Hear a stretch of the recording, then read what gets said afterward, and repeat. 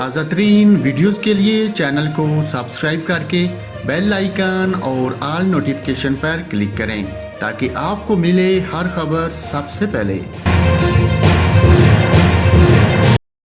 اور ناظرین، یہاں پر آپ کو بتائیں، محکمہ موسمیات کے ڈائریکٹر سردار سرفراز نے کہا ہے کہ ملک کے سب سے بڑے شہر کراچی میں آج بھی دوپہر کے بعد بارش متوقع ہے۔ میڈیا سے گفتگو کرتے ہوئے انہوں نے بتایا کہ کراچی میں آج اور کل بھی بارش کا امکان ہے۔ ان کا کہنا ہے کہ کراچی میں 27 ستمبر کو ایک اور سپیل داخل ہونے کا امکان ہے، جس کی وجہ سے 27 سے 30 ستمبر تک شہر قید میں بارش کا امکان رہے گا۔ ڈائریکٹر محکمہ موسمیات سردار سرفراز کے مطابق شہر میں آج بھی نشیبی علاقوں میں اربن فلڈنگ کا خطرہ رہے گا۔